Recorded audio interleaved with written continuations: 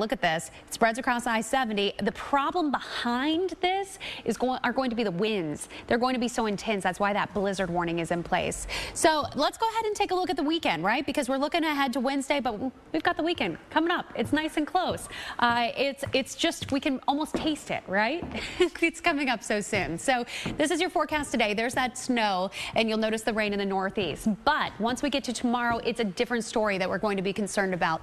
Look, we've got the problem with the severe weather. This is going to be our next area that we're really honing in on for tomorrow, kind of this threat for some damaging winds, possibly tornadoes. We've got torcons of 4 up, so pay attention to the weather tomorrow. Let's go ahead and move on to what's going on as we head into Thursday. You'll notice that we do have a couple of showers around the Great Lakes.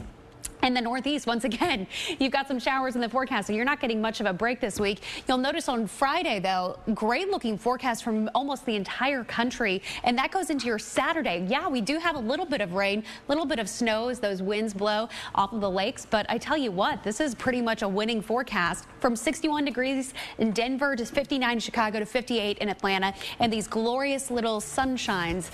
Great news in the forecast. Parkway. And it's not that much rain, but it has been raining for a while in D.C., right? So look at what we've got. We've got just some light showers right now. It's just going to be enough to cause that headache. Yeah. They are slowly going to slide to the north, but it's not stopping anytime soon. If you're heading up 95 into the district today, or even going over to Baltimore, you're going to see more rain on the way. You can see it coming out of the south. So later tonight, maybe clearing. Maybe tomorrow will be better. Yeah, give yourself some extra time this morning. We're waiting for Philly to light up with those delays. Steph and Jim? Okay, well, let's talk about what that system is actually going to wreak havoc right in the mid-Atlantic and the Northeast, but it's going to help us tropically. Absolutely. It's going to kick it out. It's going to kick Kate It's going to kick Kate out. But you know what's interesting is we have a very fast-moving jet stream. Yeah. But it's not faster than what's going on in the low levels. So you'd think Kate's going to get ripped apart by this jet stream. It's really not. It's going to get moved and picked up with it. It could become a hurricane in time. So you can see this nice comma right in through here. That is Kate, ladies and gentlemen, working its way onto the northeast. But let's talk about what the comma means. A lot of people say, okay, so there's a comma. What does that mean? That's the low pressure. Okay, that's the low pressure comma. The thing with this, though, is the hurricane hunters have been out here flying around. That's the pattern they pretty much have gone through. We've seen a little bit of a sub 1,000 millibar pressure. Okay. Their latest advisory is 1,003. Now, we're not going to get an intermediate. And let me translate that for you, for those who are watching at home, is that when your pressure drops, that means that it's strengthening. Okay, so keep that in mind. So it's 1,003, and Cantore is saying that if it was below 1,000, that means that it was just gaining some strength. Right, but what's interesting is if you look at the SFMR winds from the hurricane hunters, they haven't gone up yet. They haven't responded to that yet. Well, sometimes it takes a minute. The pressure drops, and then sometimes it can take up to 24 hours for those winds to respond. It's fun playing with you doing this. It really I'm just translating for the people at home, the weather speak here. This is great, actually. But you can see this thing, you know, convection around the center, and it's all, like I said, typically with this kind of upper-level wind flow, this thing would get ripped apart. But the low-level steering is just as strong. So if you can keep up with it, you can actually keep the system together. So there, again, is a look at it. Looks like it's just a little bit sheared on the northeast side. But you know what? I think this is so small, even the microwave imagery, which is kind of like the MRI of the center, can't get the details. Which is a really intense imagery. Yeah, and so really, it's a very small, maybe 5 miles worth of those strong tropical storm winds, and that's really about it. But here we go. Just like you said, Steph, here comes the trough right in through here. That picks it up and takes it on out, and that's why the steering and the track with this is pretty much going to be off to the northeast. And all the models have been in agreement. You know, nothing changing here with this. Bermuda, you're out of the woods, by the way. It's going to your north. Though it's just off the coast of Florida. A lot of people in Florida have, you know, at first they make trips to the Bahamas. They were concerned about this. So, Kate, it looks like they're going to be in the clear for that. Yeah, well, here's the other thing. You know this season. It's snowbird season, right? So we've got everybody that's coming south. They're going to Miami. They're going to the Palm Beaches, wherever you might be going. And you are expecting the dry season. We're not there. This is Miami right now. Gorgeous, right? View rise. We've got the sun coming up. We don't see a cloud in sight.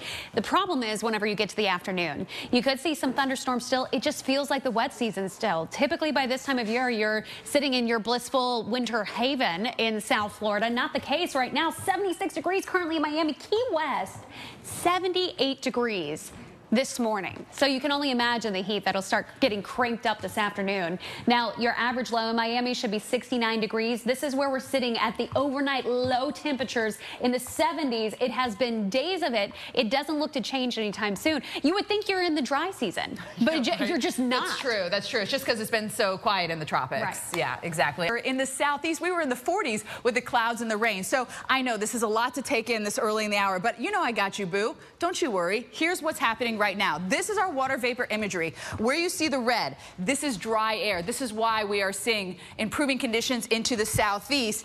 And we do have this blue and the pink. This is moisture. By the way, that's Kate. Kate is going to get picked up by this low and brought out to sea, so we don't have to worry about it. But did you see those northeast winds? That counterclockwise flow around the low pressure was just pouring the winds here into the northeast. So that's why we are seeing this thing being called a nor'easter. But the Boston National Weather Service is calling it a mini nor'easter just because it's kind of small and it's not a huge big deal here. But clouds and showers along the coast and all the way into the eastern lakes, hour by hour. You see them blasting through the northeast.